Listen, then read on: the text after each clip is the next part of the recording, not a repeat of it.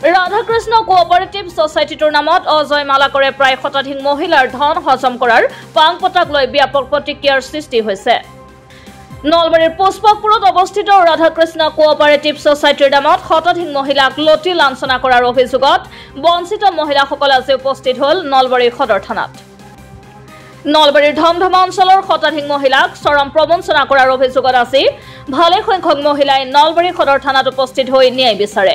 বৃহত্তৰ ধমধমা, শান্তিপুৰ, মহিনা, থানগুৰি, বৰখেমলাগুৰি, আমেনাপাৰা আদি কেইবাখনো গাঁৱৰ দৰিদ্ৰ পৰিয়ালসমূহৰ গৃহৰ পৰা মাত্ৰ ৪৫ টকা দামতে সংগ্ৰহ কৰি আনি অধিক দামত বজাৰত বিক্ৰী কৰি মুনাফা আদায় কৰি আহিছিল।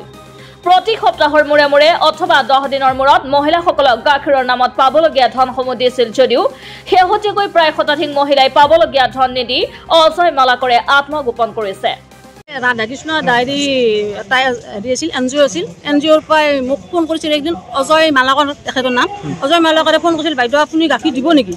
মই তেতিয়া গাখীৰ ধনমাত দি আছিলোঁ। মই কৈছিলোঁ মোৰ গাখীৰ ধনমাত আছে, তথাপিতো দিম দিয়ক। তেখেতে কৈছিল যে 47 টকাকৈ দিম আপোনালোকক আৰু 5 টকা চৰকাৰৰ পৰা দিব। হ'ব দিয়ক দিম। কিন্তু আমি গাখীৰ দিলোঁ। প্ৰথমে তেখেতসকলে আমাক 1 মাহ 10 দিনৰ মূৰে মূৰে তাৰমানে একাউণ্টত পইচাটো ভৰাই দিয়ে। ঠিক আছিল তেতিয়া। কিন্তু আজি 2 মাহ মানুহৰ পৰা পইচাটো হেঞ্চ দিয়ে, একাউণ্টত নিদিয়ে, হাতত দিয়ে। কিন্তু তেখেতে কয় এমপ্লয়টো পইচা আনি পেলাই আমাক নিদিয়ে। আমি এমপ্লয়টো চিনি নাপাওঁ। মিনিমাম 10,000 মান পাব আছে এতিয়া। আৰু গাঁওখনৰ বহুতৰ পৰা আনে গাখীৰ। মোৰ ঘৰতে 4 ঘৰ 5 ঘৰে মোৰ চোতালত গাখীৰ দিয়ে, মোৰ নামতে দিয়ে। সেইটো পইচাও আছে। গাঁৱৰ পৰা আনে, বৰচিমলাগুৰি আনে, থানগুৰি আনে, কুমাৰপাৰা আনে, শান্তিপুৰ আনে, মহিনা আনে, আমিনাপাৰা আনে। কোনোৱে 10,000, কোনোৱে 20-22,000কৈ মহিলাসকলে ধন আদায় নোপোৱাত হাহাকাৰ অৱস্থাৰ সৃষ্টি হৈছে। কেইবালাখ টকা অনদায় হৈ থকা ধন আদায় নিদি অজয় মালাকৰে আত্মগোপন কৰাৰ পিছতে দুশ্চিন্তাত পৰিছে মহিলাসকল। উপায়বিহীন হৈ আজি বিয়লিৰ ভাগত নলবাৰী সদৰ থানাত উপস্থিত হৈ ন্যায় বিচাৰে মহিলাসকলে।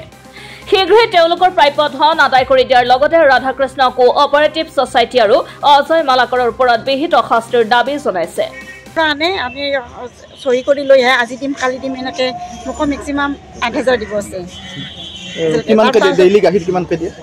4-5 লিটাৰকৈ দি দিওঁ। তাৰপিছত দি দৈও আনিলে, মাজতে আৰু দৈৰ পইচা দিম বুলি কৈ পেলাই বেলেগকৈ আৰু সেইটো এক্সট্ৰা কৰি লৈ আহে।